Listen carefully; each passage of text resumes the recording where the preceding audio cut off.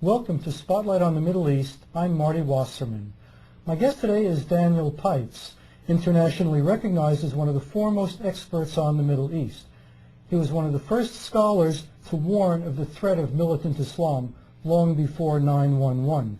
He is a prize-winning columnist for the New York Sun and Jerusalem Post. He's also founder and director of Middle East Forum, a think tank dedicated to defining and promoting American interests in the Middle East. He's held a number of positions with the U.S. government, including 2 presidential appointments. He also served for 7 years as director of the Foreign Policy Research Institute, a non-government agency. He studied abroad for 6 years, including 3 years in Egypt. He's appeared on almost every major television network, from ABC to Al Jazeera. He's written 12 books and hundreds of newspaper and magazine articles. His works have been translated into more than 20 languages. Mr. Pipes, it is indeed a pleasure to have you on our program today. Thank you, Marty. How would you describe the threat posed by militant Islam today? Well, I've actually changed my use of the term from militant Islam to radical Islam. So with your permission, I'll talk about radical Islam. Radical Islam is the one vibrant, threatening totalitarian ideology in the world today. Fascism, communism are gone, by and large, marginalized, minor. Radical Islam is present, is growing, is a danger all around the world, and I think is still on the ascent. Is this in accordance with traditional Islamic interpretation? Is this consistent with traditional Islamic teaching, or is this something altogether different? I wouldn't call it altogether different, but it is different. It is a growth, it is an outgrowth of Islam. It is a radical, a modern, a totalitarian, an ideological interpretation of Islam. Its roots are entirely in the Islamic tradition, but its form is something quite new. I mean, take the notion of jihad. Jihad, as traditionally understood, would not permit the destruction of the World Trade Center towers. But in its new interpretation, jihad permits just that. Now, what are the basic tenets? Is it saying we just want to conquer the world and that's it? Conquering the world is a means to an end. The end is living under Islamic law, the Sharia. And is this coming from some specific branch of Islam, like the Sunnis or the Shiites? No, in the 1980s it was the Shiites who were most threatening, in the form of the Iranian government, Ayatollah Khomeini. Today the Shiites have learned their lesson, and it's the Sunnis in the form of Osama bin Laden that are more threatening. So no, it's not one version of Islam or another. It's not one geographical region. It's not one language group. It's not one age group. It appeals to many. Is it sort of a pan-Islamic thing whose members could be Muslims of any stripe? Absolutely. But they're united by this ideology of Islam or nothing. Marin County produced John Walker Lind. It could be anyone from anywhere. Let's talk about Israel a little bit, because Israel seems to be ground zero of most of the world's conflicts. Most of the world's strongest emotions seem to swirl around that area. First of all, Israel has a peace process going on with the neighboring Arab states. They've been in negotiations for years. Do you think that this peace process has any possibility of leading to peace? If I could again change the terminology slightly, I'd call it a diplomatic process. I wouldn't call it a peace process. It's been underway really since 1973 and has virtually nothing to show for itself and a great deal of tragedy to show. So no, it hasn't worked. And the reason it hasn't worked is whether in the case of Egypt, Jordan, the Palestinians, Lebanon, Syria, in all cases it's been premised on the idea that a signature between leaders, or signatures of leaders, would lead to a change of heart and a change of consciousness and an agreement to accept Israel. Whereas in fact it's quite the reverse. First, the hearts need to change, and then the signatures on the piece of paper. In other words, all the diplomacy has been based on the hope that Palestinians and other Arabs would accept Israel through diplomacy, whereas in fact diplomacy has to follow the Arabs having come to terms with Israel and accepted its existence. Well, if the Arabs are going to accept Israel, doesn't that mean that the Arab leaders would have to educate their people to accept Israel? No, it does not at all. It means Israel has to defeat the Arabs. It means that the Palestinians need to taste the bitter consequences of realizing that their goal of destroying Israel won't work. No education is necessary. We didn't educate the Germans in 1945. We defeated them. So he was saying Or, contrarily, the Vietnamese didn't educate us in 1975. They defeated us. So he was saying that this is simply a war and Israel simply has to win it. There's nothing to be gained by negotiation. There is a lot to be gained by negotiation, but not before the war is over. You first have to win the war, and then the diplomacy takes place. Now You let's can't say have diplomacy during wartime. Now let's say that Israel recognizes that it's at war and behaves accordingly. What should be the objectives of the war? A surrender document where somebody surrenders? No. Because I've heard many of the Muslims say that their goal is victory or martyrdom, and it doesn't make much difference to them which one they get. They'll be equally happy. The goal in any war is to cause your enemy to give up on his goal. Whether it be the Nazis, the Communists, the Vietnamese, ourselves, North Korea, South Korea, Iran, Iraq, whatever. In any case, in every case, each party has goals it seeks to achieve. And the war comes to an end when one of those parties gives up on its goals. And that must be the Israeli goal, as it is the Arab goal. The Arab goal is to get the Israelis to give up on their goal of Israel. And so in other words, there are two possible resolutions of this conflict. There are two possible versions of peace. One is no Israel. That's peace. Unacceptable, but Certainly unacceptable to Israel. But it is if the war is over, if there's no Israel. If its population is killed, subdued, exiled, there's no more war.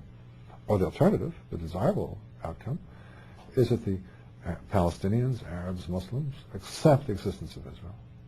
Now, if they haven't accepted Israel's existence until now, what would cause them to accept it? The threat of death? I understand that not the threat of death. There's kind of a cult of death in which... Nothing to do with that. It has to do with a sense of despair, that you cannot achieve your goals. People are willing to give up their lives if they see this as achieving, moving towards their goal. If it's futile, people will not give up their lives. The key here is not death. It's not. We defeated the Soviet Union in the Cold War not by killing Soviet soldiers, but by, over years, leading to a sense of despair that the Soviet goals, the Soviet ideology had failed. Same thing in South Africa. There wasn't a lot of deaths, but there was a sense of despair finally that the apartheid dream could not be achieved. So you can have a 1945 version of blood and steel and destruction, or you can have a 1991 version of political, economic, psychological factors. I don't know what the resolution will be in the Arab-Israeli conflict, but the Palestinians need to undergo a process. The Israelis need to put the Palestinians through a process with our aid, that the Palestinians finally conclude that the goal of destroying Israel has failed. And what would Israel have to do to convince them? Because right now, the Arabs might seem to have reason to think that their goal is succeeding. Israel seems to be retreating. It seems to be giving ground. The Arab side seems to be making gains right now. Right. The Israelis are making big mistakes, starting with the Gaza withdrawal, which is saying to the Arabs, violence works. Hit us often, hit us hard, we retreat. So it worked in Lebanon in 2000, it's working in Gaza in 2005, who knows, it'll work in Jerusalem in 2010, Haifa in 2015. It's exactly the wrong message to send. So you're saying that Israel should not be attempting to pull out of Gaza? Israel should not follow a course that sends a signal to its enemy that violence works, that it is on the way to success. And that is, unfortunately, the signal that Israel has been sending more or less consistently since about 1993. Do you think the withdrawal plan could be derailed? There seems to be quite a bit of opposition within Israel to the plan. It's not a done deal. There is a lot of opposition, a lot of turmoil, and we'll see if it does in fact take place. Who are the main opponents of the withdrawal? Is it just the people who live in those areas, or is it more broad-based than that? It's much more broad-based. The people who live in the West Bank and Gaza don't have the numbers to create dissent sufficient to stop it, but they're finding a lot of support. Okay. Now, many of these settlers are religiously based, and they base their claims to the land on, the Jewish religion. How strong a factor are they in the country? Do they have the power to swing it by themselves, or do they also need the support of the more secular-based segment? Definitely, the people living in the West Bank and Gaza can't do it themselves. They need support of religious, non-religious elements outside who live in Israel proper, or pre-67 Israel. Now, speaking of Islam, not all of the Arabs and Muslims who oppose Israel are particularly religious. The Palestinian Authority is not really an Islamic organization. Saddam Hussein was a secularist, the leaders of Syria. What's their problem with Israel? What's their dispute?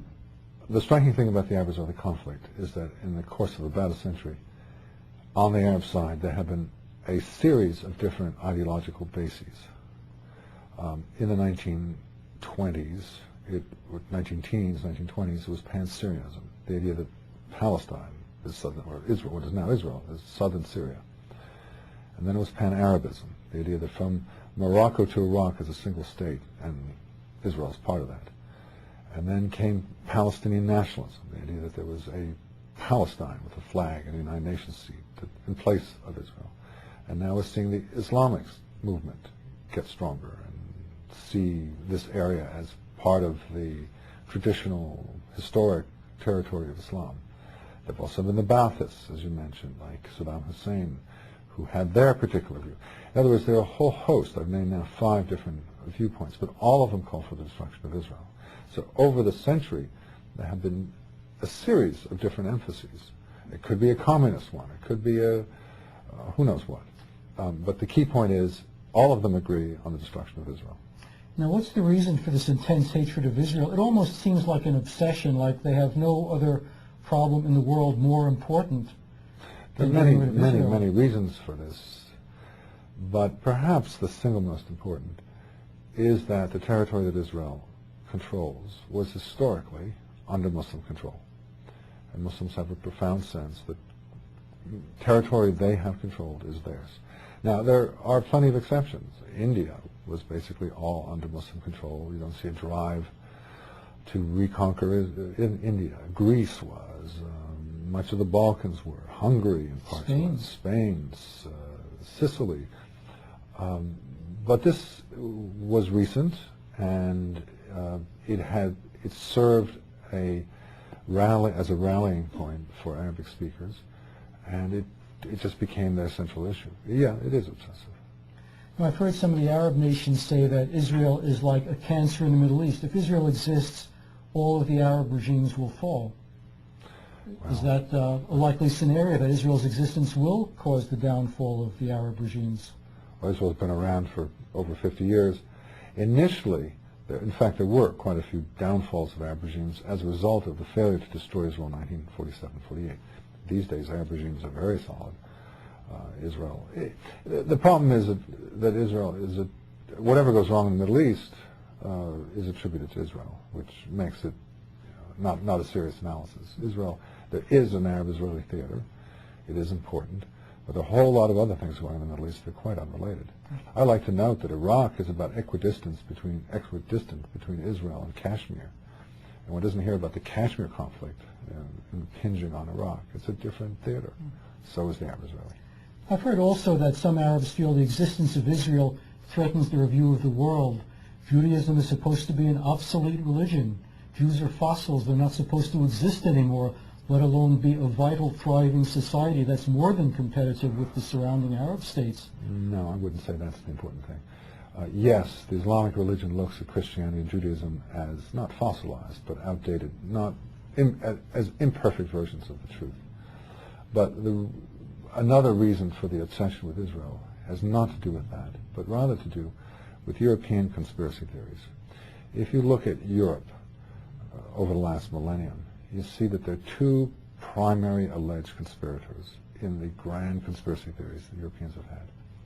One are the secret societies, the Knights Templar, the Illuminati, the Freemasons, the Council on Foreign Relations, and ultimately the United States and British governments.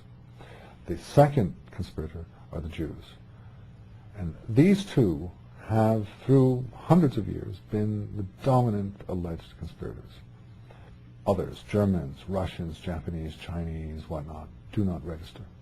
And what's so striking is that the Middle Easterners, in the course of westernizing over the past 2 centuries, not only adopted chairs and forks and spoons and, to some extent, our other customs, but also adopted the conspiracy theories. And it's quite striking. From a, say, Pakistani point of view, Hindus would seem to be far greater menace than Jews. There are 800 million Hindus right next door, and there are virtually no Jews. But they are slaves to this European concept of the secret societies ending up in Britain and the United States, the Jews ending up in Israel, and are obsessed with that conspiracy theory. It's quite remarkable and quite, unrelated to any facts on the ground. Are they saying that Israel is kind of a stalking horse for other powers outside that are manipulating it? Well, they see it both ways. It's quite striking. So if you look at the U.S.-Israeli relationship, you'll see roughly half the time, the suspicion that the United States is is under the sway of Israel, and roughly half the time Israel is a stalking horse, as you said, for the United States. And they're obviously contradictory, but the key point in common is that you don't have normal relations between the two, not a normal alliance, but there's something dirty and illegal, illicit, dangerous about this relationship. Who knows who is the puppeteer and who's the puppet, but there's something wrong about this thing. Let's consider some of the things that are happening on the ground right now between Israel and the Arab areas. How would you compare Mahmoud Abbas with his predecessor, Yasser Arafat? Mahmoud Abbas shaves. Well, most of his face, not that mustache. But yes, he wears suits, but somehow the world has latched onto him as kind of a moderate. President Bush would never invite Arafat to the White House, but he had Abbas to the White House. Indeed. So you're saying that essentially there's really no difference between them but appearances? I'd say that Abbas is actually more dangerous, not only because he presents himself better, but because unlike Arafat, who was obsessed with terrorism, whose career for 40 years, from January of 1965 to November of 2004, knew basically one instrument, namely terrorism, who rose to world prominence, to riches and fame through terrorism, only in the end could fall back on terrorism. Abbas doesn't have quite that narrowness and can survey the circumstances and assess them more rationally. As early as 2002, Abbas was saying, let's cut out the violence. It's counterproductive. Arafat was continuing on with it. So Abbas is a more rational, canny, presentable leader. Now, on the other hand, he doesn't have the stature, the power of Arafat. So there could be sure differences, but ultimately, I mean, the one was the deputy to the other for decades. It'd be like getting rid of Saddam Hussein and putting in Tariq Aziz or someone. I mean, they're basically the same. Is Abbas capable of fulfilling any commitments he makes to Israel, even if he wants to? For example, under this diplomatic process, he is supposed to bring the halt to terrorism. Can he, or would he? I believe he would if he could, because he sees it as counterproductive. But I don't think he can. And I predict this immediately on Arafat's death, that Mahmoud Abbas would not have the strength, the stature, the implements, the tools with which to cut back on violence. It is the Israeli security services that are cutting back on violence by preempting it, but it's not the PEA. I think Abbas has said on many occasions that he has no intention of attempting to disarm Hamas or arrest its members. The most he'll do is talk to them and try to persuade them to lay down their arms. Do you think Israel should place any stock in a promise like this? Whether, as you quoted, it's not really a promise. In fact, that's happened. There was one case not too long ago where the PA security services arrested a Hamas person on the way or on the way back from some operation, and they let him go some hours later. The PA doesn't have the power to tell Hamas what to do. It's weak. It is interested in destroying Israel. It's essentially, I mean, there are twists, there are nuances that are different from Arafat, but it's essentially the same old story. Now, I thought that the PA had many more men under arms than Hamas. It is hard to compare them in terms of quantity. Hamas is a much more rigorous structure with a command and control, with an ideology. The PA is larger, but less of a cohesive instrument. Are the PA and Hamas really opposed to one another, or is it more a case of good cop, bad cop, where Abbas goes to Israel and says, unless you make concessions to me, I'm not going to be able to control Hamas, and you're going to have to fight with them? It's both. They are rivals, and they have different personnel and approaches. They're also in cooperation, as you suggested, in that and in other ways, that they are both seeking the destruction of Israel. Their basic difference is tactical. The PA, as the PLO before it, says, in effect, look, it's worth being in discussions with Israel because we get benefits. Hamas says, in return, no, it's not worth it. You are degrading yourself. Stick to your principles. And those are the two different approaches, but they're purely tactical over the utility of working with Israel or not. In the end, both seek the same goal, the destruction of Israel. Does the well-being of the Palestinian Arabs themselves play any role in these calculations? In other words, do they want to destroy Israel to achieve benefit for the Palestinian Arabs, or are the Palestinian Arabs totally irrelevant and they just want to destroy Israel for the sake of destroying Israel? Well, when you're in war and you have a war goal, your primary concern is not the welfare of the population, it's achieving your war goals. Because I know that there are hundreds of thousands of Palestinian Arabs living in refugee camps throughout the Middle East in Arab countries, and these Arab countries could absorb them into the population and give them citizenship, allow them to work, and so forth. The goal is to keep them as a dagger at Israel's throat. Right, so they're You're at war. Right. You're at war. You're trying to win the war. You're not looking out to make sure that everybody has, the best, latest consumer items. You want to win the war. That's the motivating, inspiring factor. Winning the war, destroying Israel. Now let's talk about some of the techniques by which they whip up hatred against Israel. I understand that there's a lot of incitement against Israel in the Palestinian media, even in school books. Even kindergarten children learn these type of lessons, even though theoretically the PA is supposed to abandon incitement as part of the diplomatic process. In what kinds of ways do they intentionally incite hatred of Israel? You name it. It's pervasive. Whether it be the posters on the streets, the television and radio, the newspapers, the books, the school curricula, the mosque sermons, the athletic teams, you name it. It's pervasive.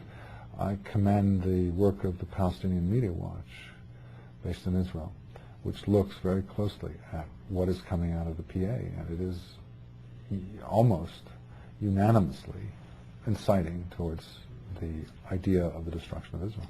Do they just try to place Israel in the worst possible light, or do they resort to absolute systematic falsehood where they just make things up? Systematic falsehood sounds like a good description to me. Okay, and what are kind of the false accusations that they level at Israel just for the sole purpose of inciting this hatred? Well, it's everything from the profound illegitimacy of the state, that ancient Israelites were not in Jerusalem, and this actually was a Canaanite state inhabited by Palestinians, to what happened today, this morning. It is a pervasive set of programmatic lies to create a sense of outrage, to stimulate emotions, to build up an anger so that Palestinians are ripe for actions, for operations. Now, why does Israel permit this? I remember early in the conflict, when the PA was broadcasting insightful propaganda, Israel launched a few attacks on the broadcasting facilities. They took them off the air, but they came back on. Why does Israel allow them to stay on the air? The Israelis don't seem to understand that they're in a war. But when you say it's a state of denial, that psychological term where you just don't want to face the reality, because if you did, you would be required to take actions that you would rather not take. I can't explain exactly what's going on, but I can point to the symptoms, which is the Israelis seem to think that a little tweak here and a adjustment there and things will be fine. They don't seem to understand that they have an enemy that wants to destroy them. Now, they seem to be pretty open about it. There was a recent broadcast on Palestinian TV by a Muslim imam basically saying that in the future Islam would be the world's only religion, all Christians would be slaves and all Jews would be dead. I mean, he said it right on Palestinian TV. I've seen the clip myself. They say it, they get away with it. They don't pay any price for it, so why not say it? I'll do the same. So you feel Israel is not worried about slander, thinks there's no consequence if people... The Israelis seem to be in a state of overconfidence, that they are not required, that there's war, that there are people who think they're at war with Israel, but the Israelis don't really need to pay them much attention. I mean, it was similar to our own state before 9/11. I mean, the radical Islamic groups had declared war on us, and we didn't notice it. Mosquito bites, just didn't pay attention. What about the threat posed by Iran? They seem to be working as hard as they can to develop nuclear weapons. One of the top Iranian leaders said not too long ago that they would really love to drop one of these nuclear weapons on Israel. Even if Israel retaliated with nukes, one nuke could destroy Israel while Iran could withstand several and still exist. How serious should this threat be taken? That leader is Ali Akbar Hashemi Rafsanjani, who is running for president of Iran. He put it a little differently, saying that maybe we should contemplate an exchange of nuclear weapons with Israel, because Israel would not survive it and we would. So, yeah, you got it right in the essentials. That an Iranian leader could muse in public in a sermon, I think back in 2002, in such a fashion is horrifying. The fact that nobody particularly pays attention to it, Israeli or otherwise, is even more horrifying. The fact that it takes place in the context of a profound anti-Semitism that has spread through the Muslim world, analogous, and I say this advisedly, analogous to the anti-Semitism that spread through Germany in the 1930s, makes it even more dangerous, and yet no one seems to be paying attention. Now, the degree of hostility to Jews from the Muslim side does seem to be reminiscent of what the Nazis did in the propaganda. It's almost as if they're imitating some of the methods.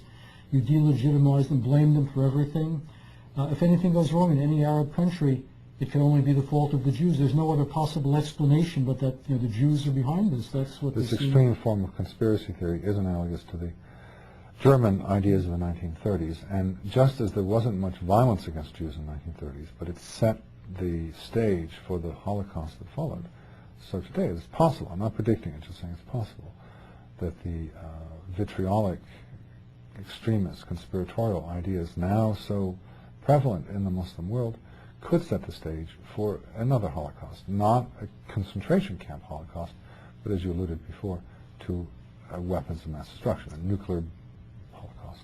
Israel's policy seems largely to be based on relying on outside powers, especially the United States, and doing pretty much whatever the U.S. asks of it in the hope of receiving American protection.